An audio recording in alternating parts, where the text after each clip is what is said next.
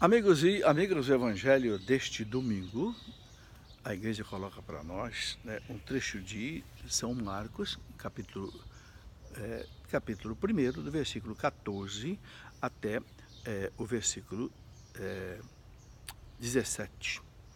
E o texto diz exatamente o seguinte: depois que João Batista foi preso, Jesus dirigiu-se para a Galileia. Ele estava na Judéia, aqui embaixo. Pregava o Evangelho de Deus e dizia: completou-se o tempo e o reino de Deus está próximo. Fazei penitência e crede no Evangelho. Então Jesus começa a sua vida pública. Depois da igreja ter celebrado, né, aí o Natal de Jesus, o batismo de Jesus, agora a igreja começa a mostrar a vida pública de Jesus. Essa semana inteira nós vemos muitos milagres que Jesus realizou, curas, milagres, expulsão de demônios, mostrando o quê? Mostrando que o reino de Deus chegou. E agora Jesus diz com toda clareza, né, para os seus discípulos, né, completou-se o tempo que Deus marcou para a vinda do seu Filho ao mundo. E o reino de Deus está próximo. Fazei penitência e crede no Evangelho. Então isso é para nós também, meus irmãos. O reino de Deus está aí à nossa disposição.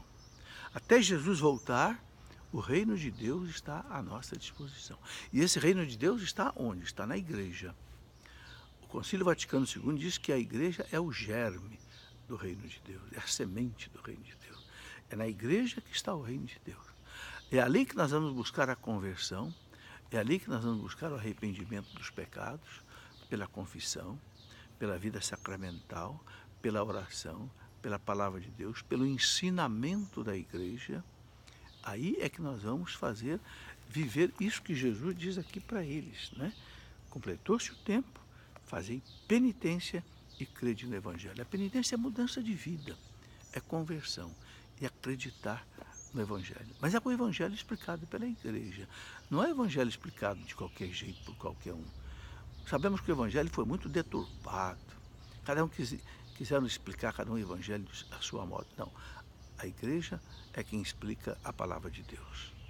Né? O documento do Concílio Vaticano II, chamado, né, Dei Verbum, sobre a revelação divina, a Dei Verbum diz, né, cabe exclusivamente ao magistério da igreja interpretar sem erro a revelação de Deus, seja a Bíblia, seja a tradição. Então, é por aí que a gente vai caminhar. E depois o evangelista diz aqui que Jesus, passando ao longo do mar da Galileia, ele viu Simão e André, seu irmão, que lançavam a rede, né, ao mar, pois eram pescadores. E Jesus disse para eles: vinde após mim e eu vos farei pescadores de homens. Né? E eles, no mesmo instante, deixaram as redes e seguiram. E depois também Jesus chamou Tiago e João, que eram também pescadores junto com Pedro e André, e eles também o seguiram. Então Jesus começa a chamar aqueles que vão levar o Evangelho ao mundo. Chamou depois os 12, e depois dos 12 nós vimos que ele chamou também aqueles 72, e muitos deixaram as suas redes e o seguiram. Não é? Nós não precisamos deixar a nossa vida para seguir e servir Jesus. Nós que somos casados, nós que temos os filhos, nós que temos aí os parentes, não precisamos deixar tudo isso. É claro que aqueles que Deus chama de maneira especial para o sacerdócio, sim. Mas mesmo na nossa vida profissional, na nossa vida familiar, podemos servir a Jesus, podemos abraçar a fé, abraçar o reino de Deus.